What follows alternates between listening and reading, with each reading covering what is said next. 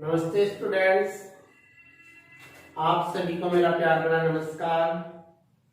देखो, last video में अपन आमाशय के बारे में पढ़ रहे थे, तो आज अपन एक बार मैं पुनः आमाशय को रिपीट करता हूँ और आगे का टॉपिक स्टार्ट करते हैं अपन। और आज ये पाचन तंत्र है, इस पाचन तंत्र के बारे में जो भी अपन पढ़ रहे हैं, ये पाचन तंत्र के जो भी पार्ट आज उनको फिनिश करेंगे। समझ रहे हो मेरी बात? तो अपन किसके बारे में पढ़ रहे थे? आमाशय के बारे में पढ़ रहे थे। आमाशय बोले तो स्टोमच, क्या बोलते हो? आमाशय को बोलते हैं स्टोमच। क्या बोलते हो? स्टोमच। देखो, अपन ने ये वाला पार्ट पढ़ लिया था, आमाशय के बारे में पढ़ लिया था। एक बार मैं पुनः थोड़ा सा रिपीट कर देता हूँ। ये आमाशय की संरचना थी। अपन ने ये भी पढ़ा था कि आमाशय होता कहाँ है। ये वाला भाग होता है, इसको वक्ष भाग बोला जाता है, और इस वाले भाग को बोला जाता है उदर गुहा। क्या बोलती हो? उदर गुहा। और उदर गुहा में भी किधर होता है? ये इस साइड में होता है, मतलब अपन बोले तो बाईं तरफ होता है। तो अपन क्या बोले कि आमाशय की स्थिति पूछी जाए आपसे कि आमाशय होता कहाँ है, तो आप क्या बोलोगे? उदर गुहा में बाईं ओर होता है। स्टोमच जो होता है वो उदर गुहा में किधर होगा? बाईं ओर होता है। फिर ये देखेंगे, इसको देख के अपन ये भी बता सकते हैं कि कैसी संरचना, एक फूले हुए थैले के आकार की संरचना है कि आहार नाल का सबसे चौड़ा पार्ट यही होता है। समझ रहे हो ना मेरी बात? आगे की बात करें तो जो आमाशय होता है ना, उसके 3 पार्ट होते हैं। कितने पार्ट होते हैं? 3 पार्ट। एक तो होता है जठरागम भाग, एक होता है जठर निर्गम भाग, और एक होता है फंडस क्षेत्र। ये 3 पार्ट होते हैं। एक अवरोधनी यहाँ पाई जाती है और एक अवरोधनी यहाँ पाई जाती है। इसको बोलते हैं कार्डियक कपाट,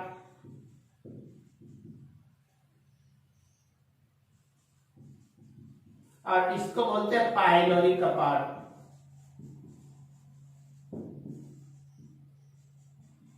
कार्डियक कपाट बोले तो इसको हिंदी में क्या बोलेंगे? ऊपर क्या है? ग्रसिका थी ना, ऊपर थी ग्रसिका, तो इसको तो बोला जाता है ग्रास नलिका अवरोधनी। ग्रास नलिका अवरोधनी। तो देखो, इसकी तुलना में ये वाला वर्ड है वो इजी होता है। तो देखो, जिन शब्दों के हिंदी की बजाय इंग्लिश वर्ड ज्यादा इजी होते हैं। देखो, मैं जो इंग्लिश जो वर्ड लिख रहा हूँ वो रोमन में लिख रहा हूँ, स्पेलिंग वगैरह नहीं लिख रहा। जैसे भी आप साइंस का पेपर देखोगे, कंपटीशन एग्जाम में भी जाओगे, तो पेपर वहां पे हिंदी और इंग्लिश दोनों में आता है। तो जो हिंदी में जो पेपर आता है उसमें ये इंग्लिश वाले वर्ड होते हैं, वो हिंदी में ऐसे कैसे लिखे होते हैं कि कार्डियक कपाट, स्टोमच है, तो इसको आप हिंदी में लिख देंगे कि स्टोमच, स्पेलिंग वगैरह ना लिखे। समझ रहे हो ना मेरी बात? तो अपन क्या बोले कि हिंदी में इसको क्या बोला जाता है? ग्रास नलिका अवरोधनी, या फिर इंग्लिश में बोलते हैं इसे कार्डियक कपाट। समझ रहे हो मेरी बात? और इसको बोला जाता है जठर निर्गम अवरोधनी। जठर निर्गम अवरोधनी। तो इसका इंग्लिश वाला वर्ड होता है पाइलोरी कपाट। तो इस वाले भाग को बोलते हैं पाइलोरी। क्या बोलते हो? पाइलोरिक। और इसको बोलते हैं कार्डियक, और ये वाला फंडिक। इंग्लिश में भी यही होगा, फंडिक पार्ट। समझ रहे हो मेरी बात? Fundic area. क्या बोलोगे? फंडिक एरिया या फंडस एरिया, एक ही बात है। तो इंग्लिश वर्ड भी इसका यही होता है। समझ रहे हो मेरी बात? तो ये वाला पार्ट अपन पढ़ रहे थे, समझ रहे हो? इसको बोलते हैं स्टोमच। तो अपन क्या बोले कि उदर गुहा में कुछ बाईं ओर है, आहार नाल का सबसे चौड़ा पार्ट है, एक थैले के आकार की, फूला हुआ थैले के आकार की संरचना दिखाई दे रहा है। इसके 3 पार्ट होते हैं। एक होता है जठरागम भाग, एक होता है जठर निर्गम भाग, एक होता है फंडिक क्षेत्र। समझ रहे हो मेरी बात? सबसे जो ऊपर का पार्ट है उसको बोला जाता है जठरागम भाग। इसी भाग में देखो, ये ग्रसिका है, ये इसी भाग में खुलती है। समझ रहे हो मेरी बात? सबसे नीचे का जो पार्ट होता है उसको बोलते हैं जठर निर्गम क्षेत्र या जठर निर्गम भाग। इसी भाग में क्या खुलती है? छोटी आंत खुलती है। छोटी आंत का ग्रहणी वाला पार्ट खुलता है। समझ रहे हो मेरी बात? इन दोनों के जो बीच का पार्ट होता है उसे बोला जाता है फंडिक क्षेत्र। क्या बोलते हो? फंडित क्षेत्र, और इस वाले क्षेत्र में क्या होती है कि पाचन की क्रिया होती है। तो आपसे पूछ लिया जाता है कि जो आमाशय होता है उसके कौन से पार्ट में पाचन क्रिया होगी, तो फंडिक एरिया में होगी। कौन से क्षेत्र में होगी, फंडस क्षेत्र में पाचन की क्रिया होती है। समझ रहे हो मेरी बात। अब एक पाया जाता है पहाड़ी का पार्ट, एक होगा पाइलोरी का पार्ट। देखो ये वाला का पार्ट कहाँ है कि ये ग्रसिका और आमाशय के बीच है। तो अपन बोले कि ये स्थिति पूछेगी कहाँ है, तो आप क्या बोलोगे कि ग्रसिका और आमाशय के बीच स्थित है। ये काम क्या करता है कि आमाशय के अंदर जो भी भोजन आ गया उस भोजन को वापस नहीं जाने देता, ये बंद हो जाएंगे। वो आमाशय में जो भी भोजन आ गया उस भोजन को वापस रिटर्न नहीं होने देता है। समझ रहे हो मेरी बात। और इसकी बात करें, पाइलोरी का पार्ट की बात करें, तो नीचे वाला पार्ट छोटी आंत है, स्मॉल इंटेस्टाइन बोलते हैं जिसे, और ये है आमाशय। तो छोटी आंत और आमाशय के बीच होता है, अपन बोले तो ग्रहणी और आमाशय के बीच होता है। समझ रहे हो मेरी बात। पाइलोरी का पार्ट ये काम क्या करता है कि यहाँ भोजन इस प्रकार से मथा जाता है, अच्छी प्रकार से बिलो लिया जाता है। यहाँ भोजन 3-4 घंटे पड़ा रहता है। 3-4 घंटे के बाद जो भी भोजन जाएगा तो उस भोजन का एक कंट्रोल करती है कि कितना भोजन अंदर भेजना, कितना नहीं भेजना, कि छोटी आंत में जाने वाले भोजन का कंट्रोल करता है कौन, पाइलोरी वाल्व। समझ रहे हो मेरी बात। तो ये अपना आमाशय था, इसके बारे में अपन पहले भी पढ़ चुके हैं। देखो आगे का पार्ट में स्टार्ट करने जा रहा हूं। तो आगे का अपना जो पार्ट होगा वो क्या होगा, देखो वो पार्ट बनाने से पहले मैं एक बार आपको डायग्राम बना के बता देता हूं कि अपना जो डाइजेस्टिव सिस्टम होता है उसका डायग्राम कैसा होता है और आप कैसे बनाओगे। देखो आपकी बायो में जितने भी डायग्राम आएंगे, बायोलॉजी के अंदर डायग्राम प्रत्येक बच्चे को आने बहुत जरूरी है। और डायग्राम को जब तक आप अपने हाथ से नहीं बनाओगे, चाहे आप नकल करके बना लो, जब तक आप हैंड से नहीं बनाओगे तब तक एग्जाम में नहीं बना पाओगे। समझ रहे हो मेरी बात। बायो में डायग्राम का बहुत विशेष रोल है। समझ रहे हो मेरी बात। डायग्राम के बगैर थ्योरी आपको समझ में भी नहीं आएगी, याद भी नहीं होगी। अब देखो डायग्राम बनाएंगे कैसे, मैं हर एक डायग्राम बच्चों को बना हाथ से बना के बताता हूँ कि आपको ऐसे बनाना है। देखो कैसे बनाओगे, इस प्रकार से 2 लाइन खींच लिया अपन। अब देखो आगे क्या करें, यहां से एक पतली सी नली निकाल ले नीचे की ओर,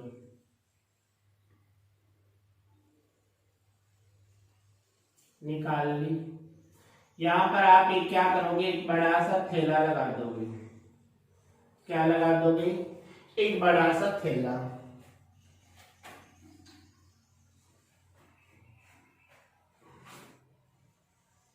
यहां पर आप एक बड़े से आकार का क्या लगा दोगे, एक थैला लगा दोगे। लगा दिया। अब देखो एक थैला लगाने के बाद क्या करूं, इतना करने के बाद में यहाँ पे क्या करोगे, आप एक टोपी बना दो, पहनते हो ना आप, और इसके नीचे एक छोटा सा थैला बना दिया। समझ रहे हो मेरी बात। यहां से एक नलिका निकाले, यहां से एक नलिका निकाले, उनको आपस में जोड़ के और इस प्रकार से एक नलिका बना दें। अब देखो इस नलिका को नीचे की ओर बढ़ाओ और इसको भी नीचे की ओर बढ़ाओ। इस वाले भाग में आप एक इमली की जो फली होती है ना, इमली की फली, वो वाली लगा देते हैं अपन यहाँ पे।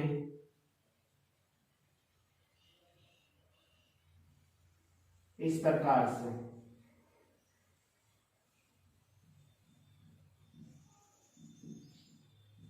इतना कर देंगे। इतना करने के बाद देखो क्या करें अपन, इसको नीचे की ओर बढ़ा दें।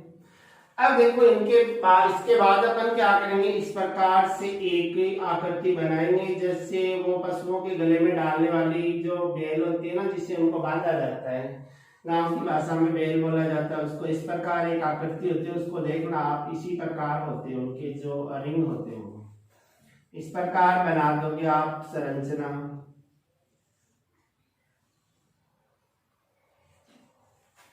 इसको नीचे बढ़ा दो।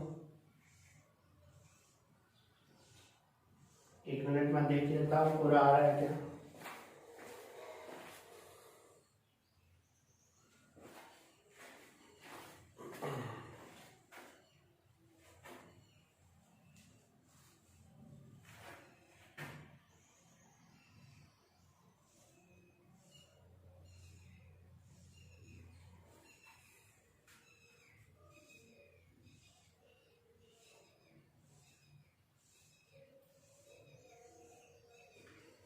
अब देखो इस वाली रस्सी को इसके नीचे से निकाले यहां से, और आप 2-4 बार इसको इस प्रकार घुमा दो और यहां ला करके जोड़ दो।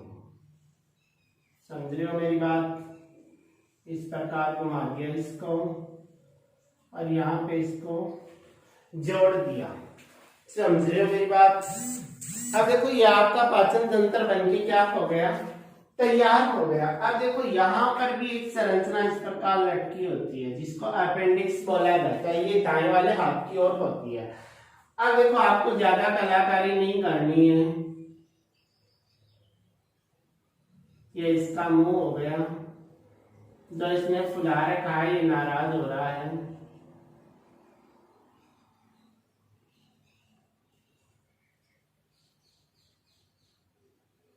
आप भी फुलाते हो ना?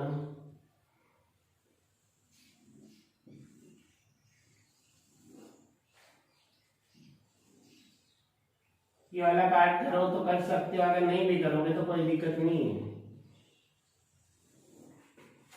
इस प्रकार ये आपके मानव का पाचन तंत्र बनके तैयार हुआ। यहाँ पर एक लार ग्रंथि होती है, एक यहाँ होगी और एक इस वाले भाग में यहाँ होगी। अब देखो इनका नामांकन कर देते हैं अपन इस प्रकार से। देखो ये तो आगे वाला पार्ट मुख होता है जिसके बारे में आप पढ़ चुके हो। इसके अंदर वाला पार्ट होता है, इसको बोला जाता है मुख गुहा, बक्कल केविटी बोला जाता है जिसको। क्या बोलते हो? Buccal cavity. अच्छा ये लार ग्रंथियां हैं, ये भी आपकी लार ग्रंथि है, ये भी लार ग्रंथि है और ये भी लार ग्रंथि। आपने पढ़ा था ना कि 3 जोड़ी लार ग्रंथियां होती हैं। कौन कौन सी होती हैं? याद है क्या? पैरोटिड। पैरोटिड कौन कौन सी होती है? पैरोटिड, लिग्वल, सबलिग्वल। याद है कुछ? समझ रहे हो? ये 3 नाम आए थे या नहीं आए थे कि 3 जोड़ी लार ग्रंथियां होती है, 3 इधर और 3 इधर। समझ रहे हो ना? इसको बोला जाता है, हिंदी वाले वर्ड ही लिख रहा हूं मैं, जैसे आपकी थ्योरी होगी, पॉइंट होगा, जैसे नोट्स पीडीएफ मिलेगी तो उसमें सारा ऐड मिलेगा। तो देखो इस वाले भाग को बोला जाता है अधोकर्ण। कर्ण के जो पास होती है उसे अधोकर्ण। जीभ के नीचे वाले भाग में अधोजिह्वा, अधोजिह्वा, और ये जबड़े में होगी अधोजम्ब। क्या बोलोगे? अधोजम्ब। और ये तीनों ही क्या हैं? लार ग्रंथियां। क्या आपकी? लार ग्रंथियां। समझ रहे हो ना मेरी बात? ये वाला यहाँ पे जो पार्ट आपको दिखाई दे रहा है, यहाँ पे यहाँ पे श्वास नली भी होती है, इसको बोला जाता है क्या? ग्रसनी। जो श्वसन और पाचन दोनों का पार्ट होता है। समझ रहे हो मेरी बात? ये वाला जो नलिका आपको दिखाई दे रही है इसको बोलते हैं ग्रसिका। क्या बोलते हो? ग्रसिका। इस वाले भाग को बोला जाता है जठरागम भाग। जठरागम भाग। इस वाले भाग को बोला जाता है जठर निर्गम भाग। और ये वाला फंडिक क्षेत्र। और ये तीनों किसके पार्ट होते हैं? ये आमाशय के पार्ट होते हैं। समझ रहे हो मेरी बात? किसके पार्ट हैं ये? आमाशय के पार्ट। एक यहाँ पर अवरोधनी होती है जिसका नाम होता है कार्डियक कपाट। कौन सा कपाट? कार्डियक कपाट। और एक यहाँ होती है जिसको बोला जाता है पाइलोरी कपाट। क्या बोलोगे? पाइलोरी कपाट। इसको बोला जाता है पाइलोरी कपाट। ये जो आपको फली दिखाई दे रही है इसको बोलते अग्नाशय ग्रंथि। कौन सी ग्रंथि? अग्नाशय ग्रंथि। बोले तो पेनक्रियाज। क्या बोलते हो? पेनक्रियाज। Pancreas gland. क्या बोलते हैं? Pancreas gland. इंग्लिश वर्ड होता है इसका। अच्छा आपको ये जो टोपी दिखाई दे रही है इस टोपी को बोला जाता है यकृत। जो शरीर की सबसे बड़ी ग्रंथि होती है यकृत, जिसे लीवर भी बोलते हैं। इंग्लिश में क्या बोलते हो? लीवर। शरीर की सबसे बड़ी ग्रंथि होती है, शरीर की सबसे बड़ी ग्रंथि। समझ रहे हो मेरी बात? इसे शरीर का भोरा भी बोलते हैं, काफी नाम है, जैसे पढ़ेंगे उस टाइम पूरा कर लेंगे। इसको बोलते हैं पित्ताशय, गॉल ब्लेडर। क्या बोलते हैं? पित्ताशय यानी गॉल ब्लेडर।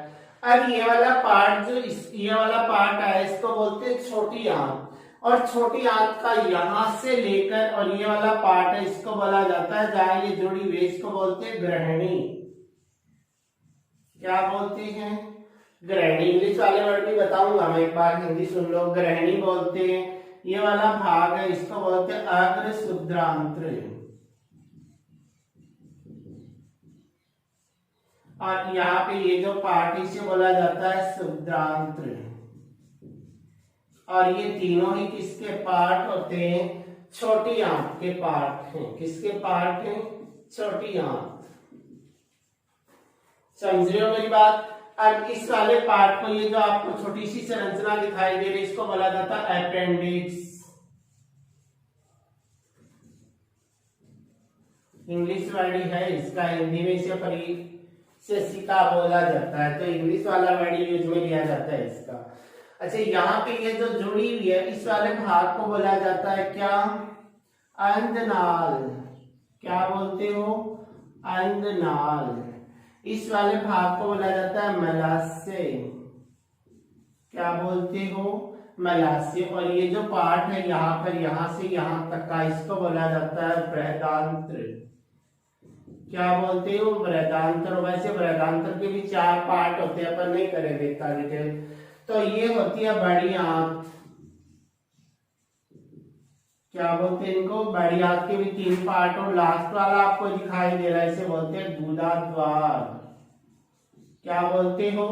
गुदा द्वार। ये मानव का पाचन तंत्र का डायग्राम हुआ कंप्लीट। एक बार आप नकल करके बना लेना, एक बार आप बिना नकल किए बना लेना, आपका बिल्कुल एग्जाम में करेक्ट बनेगा। जितना आप प्रैक्टिस करोगे उतना ही डायग्राम क्लियर होगा। समझ रहे हो ना मेरी बात? अपन यहां तक पढ़ चुके, अब इससे नीचे वाला पार्ट बच गया है जो अपने को फिनिश करना है। समझ रहे हो ना मेरी बात? अब देखो आगे का पार्ट अपन पढ़े तो जो आमाशय है उसके बाद का पार्ट आपको क्या दिखाई दे रहा है? देखो यहां से लेकर के यहां तक का जो पार्ट है, यहां से और यहां तक का जो पार्ट है, इसे बोलते हैं छोटी आंत। क्या बोलते हैं? छोटी आंत। छोटी आंत बोले तो स्मॉल इंटेस्टाइन। क्या बोलते हैं इसे? स्मॉल इंटेस्टाइन, छोटी आंत। समझ रहे हो? अब छोटी आंत की बात करें तो देखो ये कहां से कहां तक फैली हुई है? ये आमाशय से लेकर के और बड़ी आंत तक फैली होती है। समझ रहे हो ना मेरी बात? कहां से कहां तक? आमाशय से लेकर के और बड़ी आंत तक फैली होती है। समझ रहे हो मेरी बात? फिर दूसरी बात करें तो पाचन तंत्र का सबसे चौड़ा पार्ट, सबसे फुला हुआ पार्ट तो आपको ये दिखाई दे रहा है, लेकिन ये वाला जो पार्ट है यहाँ से शुरू हुआ, इस प्रकार घूमता घूमता घूमता यहाँ आके खत्म हुआ है। ये वाला पार्ट जो होता है, छोटी आंत जो होती है, वो पाचन तंत्र का सबसे बड़ा भाग होता है, सबसे लंबा भाग। तो आपसे पूछ लिया जाए मानव पाचन तंत्र का सबसे लंबा भाग कौन सा होता है? छोटी आंत होती है। समझ रहे हो ना मेरी बात? कौन सा होगा?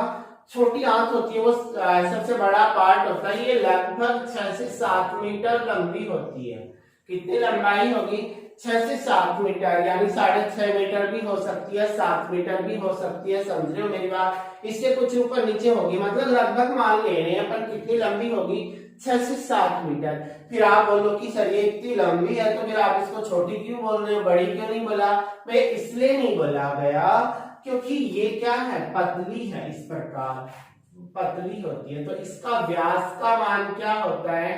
कम होता है। इसका व्यास जो होता है वो कम होता है। लंबाई में तो लंबी है, लेकिन इसका व्यास क्या है? कम होता है, पतली होती है, इसलिए इसे क्या बोला जाता है? छोटी आंत बोला जाता है। आपसे पूछ लिया जाए कि छोटी आंत को छोटी आंत क्यों कहते हो? इसका आकार तो काफी बड़ा है, फिर भी क्यों बोलते हो? क्योंकि छोटी आंत होती है ना, उसका व्यास का मान क्या होता है? कम होता है, व्यास कम होने के कारण ही इसे क्या बोला जाता है, छोटी आंत बोला जाता है। समझ रहे हो ना मेरी बात। अब देखो आगे की बात करें कि छोटी आंत है, इसी भाग में पूरा का पूरा पाचन होगा, इसी भाग में अवशोषण भी होगा, पचा हुआ भोजन ना उसमें काम काम की चीज निकाल लेंगे, बाकी कचरे को फेंक देंगे कि तू खा ले, है क्या कुछ ऐसा होता है। देखो आगे पाचन पढ़ेंगे उसमें आ जाएगा। अब देखो कि ये जो पार्ट होता है छोटी आंत वाला पार्ट, ये 3 भागों में बटा होता है। कि छोटी आंत के कितने भाग होते हैं, छोटी आंत के 3 भाग होते हैं। अब तीनों भागों के नाम आपको अगर हिंदी में याद रखना चाहो तो ग्रहणी है, अगर शुद्धांतर और शुद्धांतर। अगर आप इंग्लिश वाला वर्ड याद रखना चाहो तो आप एक ही बात याद रखो, डीजे आया।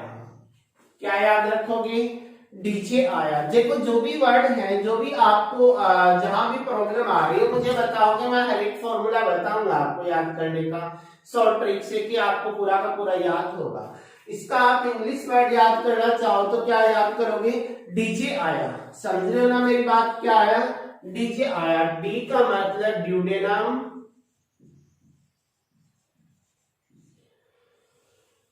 जे का मतलब जेजुनम और आई का मतलब इलियम। तो इनके इंग्लिश वर्ड क्या होते हैं, ड्यूडेनम, जेजुनम, इलियम। समझ रहे हो, क्या बोलोगे, ड्यूडेनम, जेजुनम, इलियम। हिंदी में पढ़ोगे तो ग्रहणी, अगर शुद्धांतर और शुद्धांतर। इंग्लिश में पढ़ोगे तो ड्यूडेनम, जेजुनम, इलियम। कैसे याद रखोगे, डीजे आया। अब देखो एक एक पार्ट को पढ़े। ड्यूडेनम की बात करें तो ये कहाँ जुड़ा होता है, ये स्टोमच आमाशय के साथ जुड़ा होता है। समझ रहे हो ना, इसमें जुड़ा हुआ है। और मनुष्य में जो पाचन होता है, खाना खाने के बाद जो भोजन है उसको पचाया जाता है, तो पूरा का पूरा भोजन इसी में पचता है। समझ रहे हो, कौन से में, ग्रहणी में। ऐसे याद ना रहे तो आप ऐसे भी याद रख सकते हो कि घर में भोजन बनाने का कार्य कौन करती है, ग्रहणियां करती हैं। तो बर्तन साफ करने का कार्य भी कौन करे, ग्रहणियां करे। तो पचाने का कार्य भी कौन करेगी, ग्रहणी ही करेगी। तो भोजन का पाचन कहाँ होगा, ग्रहणी वाले पार्ट में। अब इस वाले पार्ट की बात करें तो देखो इसी भाग में क्या होता है, लीवर जुड़ा होता है, और इसी भाग में आपका अग्नाशय ग्रंथि होती है, वो जुड़ी होती है। वो दोनों भी कहाँ जुड़ी होती है, ग्रहणी वाले भाग में जुड़ी होती है। आपसे पूछ लिया जाता है कि मानव पाचन तंत्र के कौन से पार्ट में यकृत और अग्नाशय ग्रंथि जुड़ी होती है, तो कौन से पार्ट में जुड़ी होगी, ग्रहणी वाले पार्ट में जुड़ी होती है। समझ रहे हो ना मेरी बात। आगे की बात करें तो अगर शुद्धांतर जो होता है वो ग्रहणी और शुद्धांतर के बीच का भाग कहाँ होता है, इन दोनों के बीच का पार्ट होता है। और यहाँ पर पचे हुए भोजन का क्या होता है, अवशोषण होता है। जो अपन कार्य पढ़ेंगे उस टाइम पढ़ लेंगे। लास्ट का जो पार्ट होता है वो शुद्धांतर यानी इलियम बोला जाता है। ये किसके साथ जुड़ा होता है, बड़ी आंत। बड़ी आंत का भी कोई पार्ट पूछे तो अंधनाल, इंग्लिश वर्ड बता दूंगा मैं, किसके साथ जुड़ी होती है, अंधनाल के साथ जुड़ी होती है। तो ये बड़ी आंत छोटी आंत हो गई अपनी कंप्लीट। पाचन पढ़ेंगे तो दोबारा पढ़ेंगे इनको। देखो ये छोटी आंत कंप्लीट हुई। अब देखो आगे का पार्ट अपन पढ़े तो नेक्स्ट अपना पार्ट कौन सा होता है, बड़ी आंत। कौन सा होगा, बड़ी आंत यानी लार्ज इंटेस्टाइन, बड़ी आंत।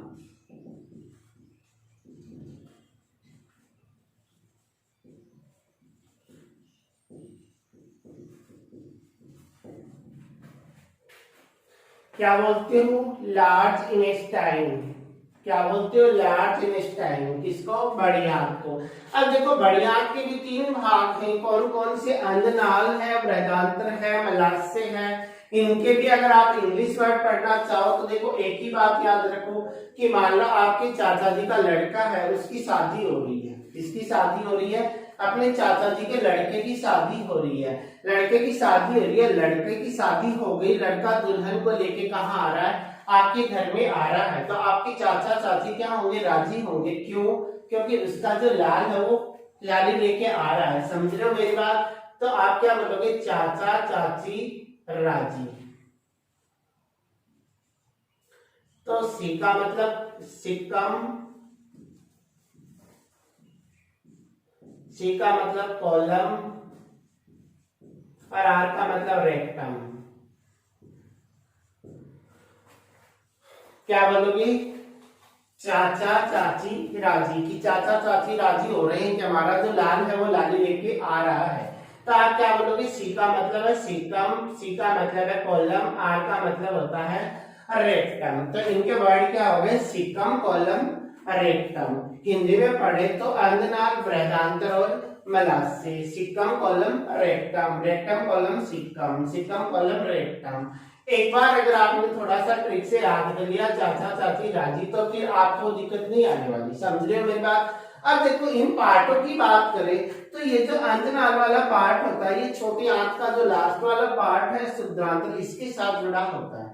और इसी भाग के साथ क्या जुड़ी होती है, अपेंडिक्स होती है। अपेंडिक्स जो होती है वो मनुष्य का एक अवशेषी पार्ट होता है, अवशेषी अंग होता है, इसका कोई कार्य नहीं है। अगर इसको काट करके निकाल भी दिया जाता है तो आपके शरीर में कोई नुकसान नहीं होने वाला, और अगर ये लगा भी हुआ है, पड़ा भी हुआ है, तो आपको कोई बेनिफिट नहीं होने वाला। समझ रहे हो मेरी बात। ये क्या है, मनुष्य का अवशेषी अंग है। फिर आप पूछो कि इसने क्यों लगाया इसको फालतू में, इसका कोई यूज ही नहीं है, तो फिर भगवान ने क्यों लगाया आपको यहाँ पे। बात ये होती है कि पुराने समय में जो मानव हुआ करते थे, जंगलों में घुमा करते थे, घास फूस भी खाया करते थे, और घास फूस में सेलुलोज होता है, तो इस वाले भाग में सेलुलोज का पाचन होता है। समझ रहे हो ना मेरी बात। आजकल मनुष्य ने घास फूस आप खाते हो क्या, कि आपके सामने घर वाले घास की रोटी रख दे, ले बेटा खा ले, इसको पूरा करना है, करते हो क्या, नहीं ना। इसका मतलब घास फूस नहीं खाते हो तो इसका कार्य क्या हो गया, खत्म हो गया। तो ये अवशेषी पार्ट बच गया।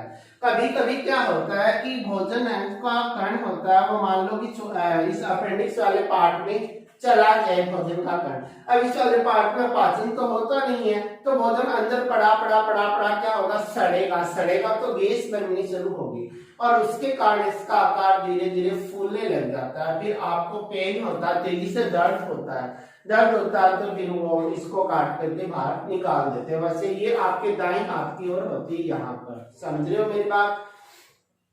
तो अपन बोले कि जो अंधनाल होती है वो छोटी आंत पे जुड़ी होती है, छोटी आंत के पूछे तो शुद्धांत्र वाले भाग पे जुड़ी होती है, और इसी भाग में क्या होता है, अपेंडिक्स भी जुड़ा होता है। तो अपेंडिक्स ये बड़ी आंत के अंधनाल पे जुड़ा हुआ है, छोटी आंत पे नहीं। आपसे पूछ लिया जाए कि अपेंडिक्स कौन से भाग में जुड़ा होता है, बड़ी आंत के अंधनाल वाले भाग में, अंधनाल बोले तो सिक्कम वाले भाग में जुड़ा होता है। समझ रहे हो मेरी बात। अगर बृहदान्त्र यानी कॉलम की बात करें तो देखो यहाँ से लेकर के यहाँ तक का पूरा पार्ट है, ये बीच का पार्ट है, इनका अंधनाल और मलाशय के बीच का भाग होता है। इस भाग में क्या पाया जाता है, इकोलाई, इकोलाई नामक सूक्ष्म जीव पाया जाता है, जो अपने साथ सह जीवन यापन करता है, कि अपने को ये बेनिफिट देता है, अपन इसको बदले में भोजन देते हैं।